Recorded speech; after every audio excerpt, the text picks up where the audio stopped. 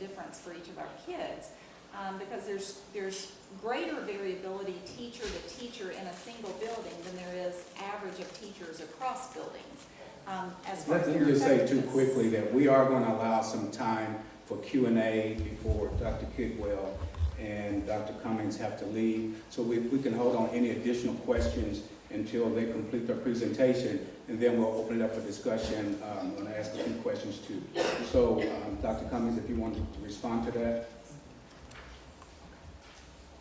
One of the tools that we're using, and we're hoping we'll get into all the classrooms, is a project that Jefferson County has led the way in with funding from the Bill and Melinda Gates Foundation. They have been looking at how to create engaging and rigorous learning experiences aligned to these new standards. And so we have teachers across the state that are implementing in mathematics, for example, they're called formative assessment lessons. And the power of these is, again, they're applied learning, they're problem solving. They put students in situations where they really have to think, not just sit back and take in what a teacher's telling them, but they have to make decisions. They have to consider relationships. And it's a scaffolded approach so that you almost, I guess, engage a child with a problem that's very challenging to them, and you have them take a stab at it and see how they did, and the teacher's able to analyze their approach to see where there might be some weaknesses in skills or concepts, and then the teacher goes back and starts to support those skills and concepts. The students loop back around to a very similar problem after they kind of built those skills. All along the way, the students are working in groups instead of individually, so they're sharing information and knowledge with one another.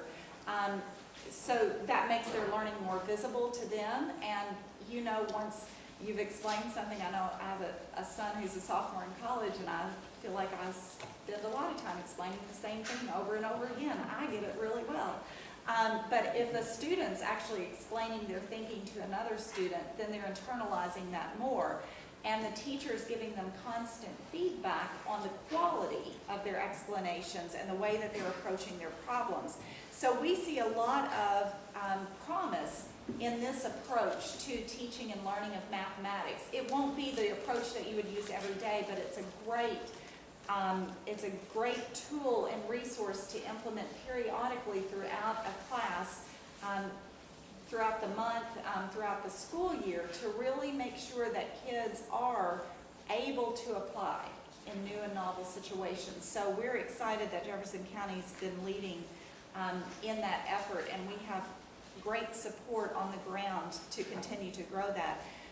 We have a similar project with the Bill and Melinda Gates Foundation with literacy that does much the same thing. It really forces students to get into primary and original text, sometimes historical documents, but it asks them not only to read and engage with the text, but it asks them to produce in writing or in speaking some kind of project that really shows their ability to assimilate and answer a particular problem or challenge that was posed about that particular piece or collection of pieces of writing. Of course, this would happen over time, and so it allows them to practice and integrate these skills, not just, again, in an English language arts classroom, but we have science and social studies teachers learning these same skills, because that's the real life. In the real world, you don't step out and read a science article and then go back and do something separate with writing. It's the way that we process. So we're excited and think that that's going to give us great potential to scale up more effective classroom practices and help teachers become more effective with how they interact with their students.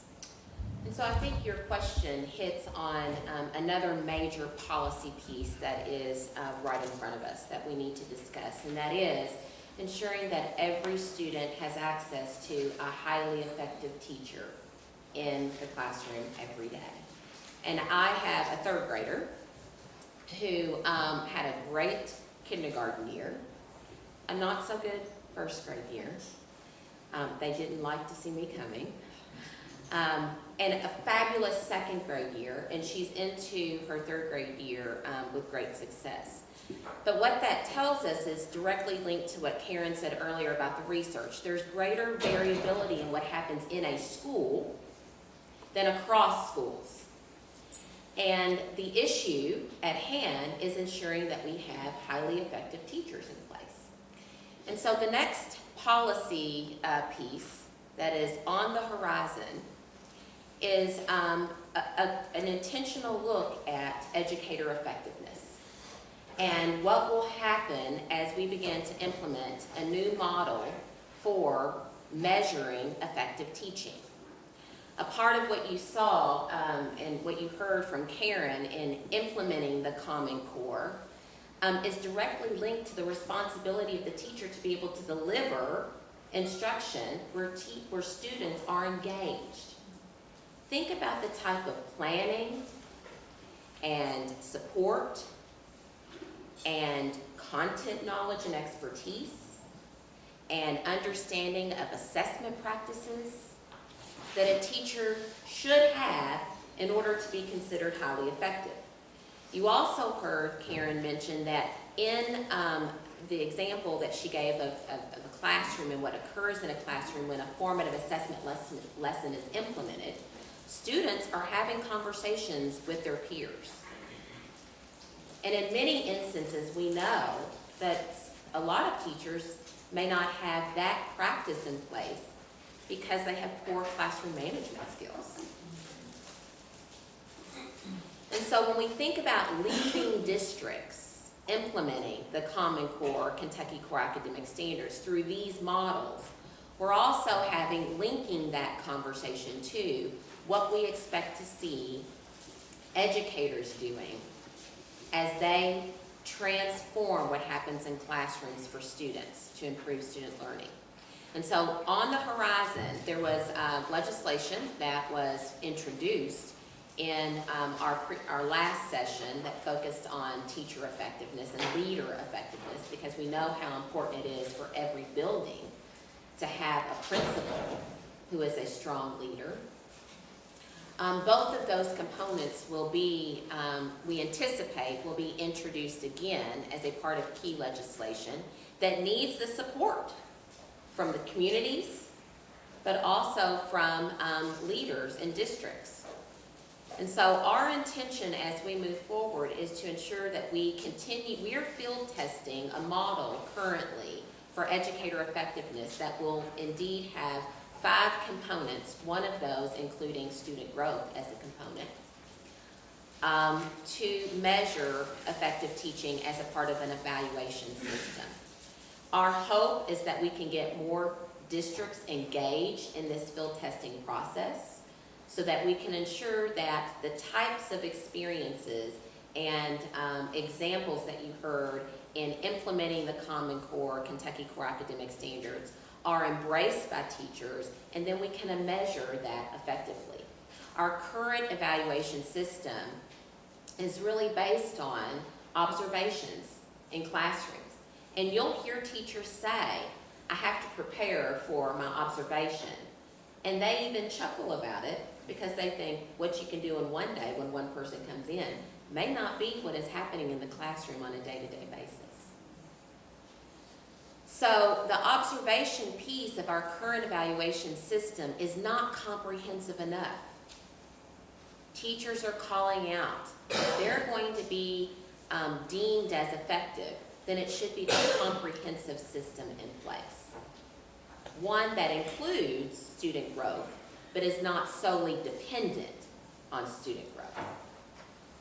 But it includes their ability to be leaders at whatever level, their professionalism, their content knowledge and expertise, what they're doing to look at formative assessment practices in their classrooms. And so that is the piece that we wanted to make sure we brought to the fore as a part of this conversation around Common Core standards and the implementation, but looking at educator effectiveness as we go. Great, thank you so much for the information and for the summary that you provided. We do have a few minutes for questions And I want to start the questions. The information that you both have brought about the Common Core standards is rich, it's new, and we know that it's being implemented. So we commend you at the state level for being amongst the leaders in the nation and bringing that to us as a community. Certainly commend our local district for adopting and implementing in a leadership way. But from our perspective in the community, we're concerned. And one of the concerns is the proverbial achievement gap. And we're talking about the gap as defined by Senate Bill 168. So one of the questions as it relates to the Common Core standards is, what can we do at the policy level to preempt the notion that the gap could possibly widen based on these new standards and the assessments that go along with it? What can we do to preempt that? Do you have any thoughts around that?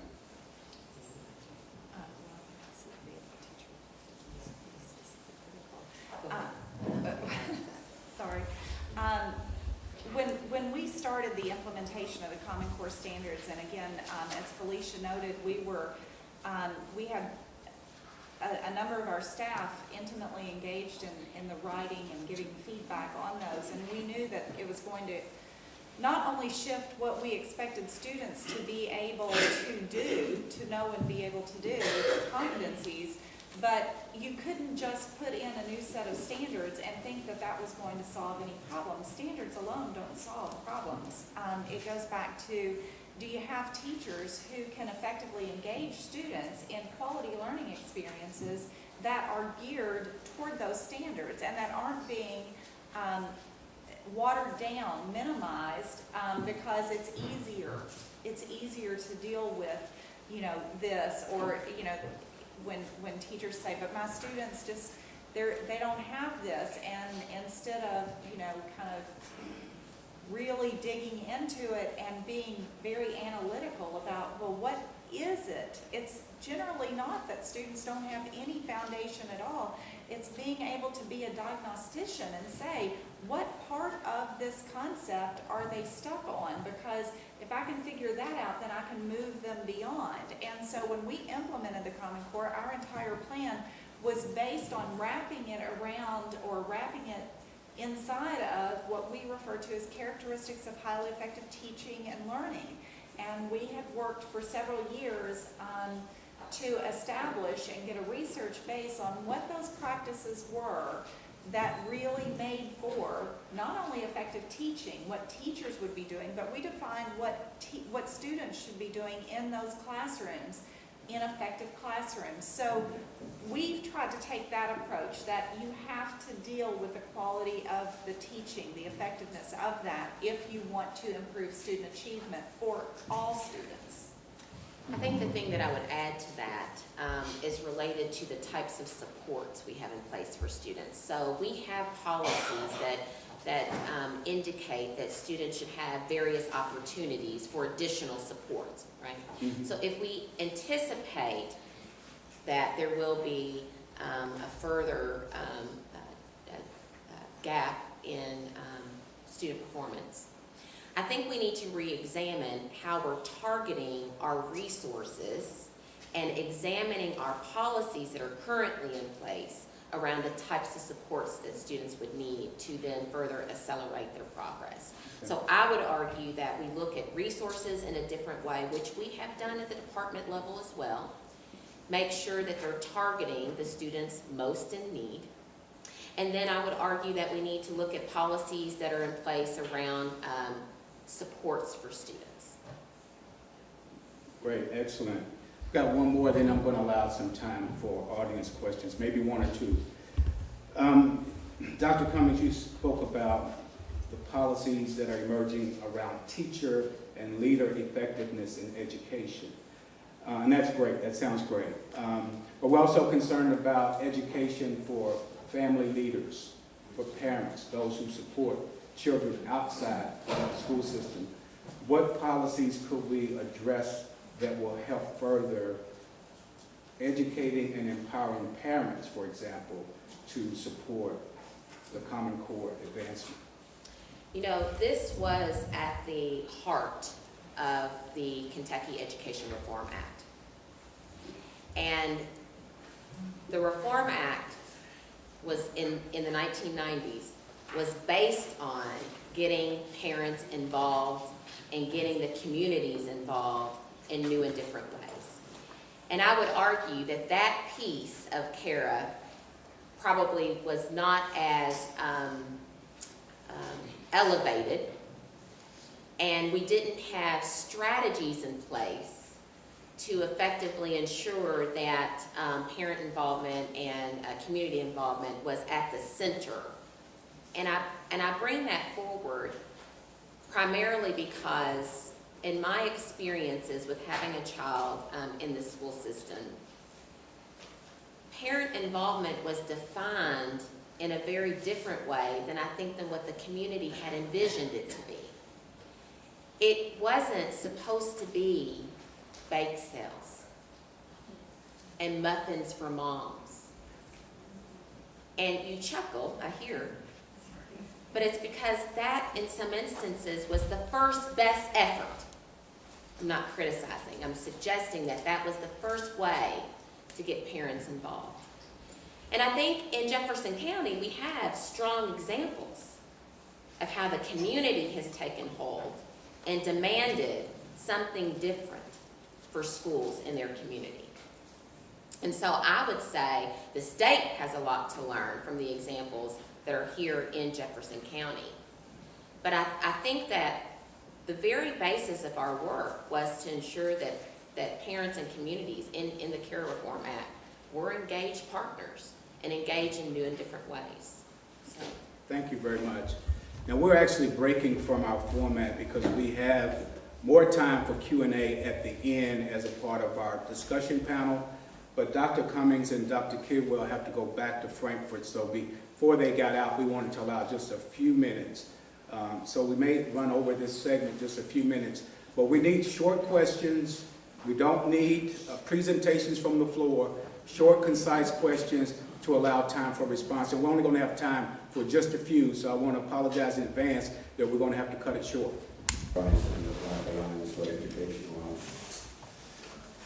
You mentioned about teacher effectiveness, and in there you spoke of student growth as a part of that. I've heard those terms before, but I'm not quite understand what does it mean. Is that academic growth or some other growth? That's what I'm concerned with, is how are we reducing the academics with student growth? So teacher effectiveness, as I mentioned, has 5 components, and it focuses on multiple measures for a system, right, in which student growth is one of those. Another measure is student voice. We will be administering a student voice survey where students can provide their perceptions of their learning experiences based on teachers that they engage with on a day-to-day basis. So another measure is student voice. We see right now that the highest correlation in what students are saying about their teachers seems to be directly linked to their student performance, and achievement. So, student growth as a measure of one of the 5 is being defined currently, okay? And I say that because everywhere across the nation,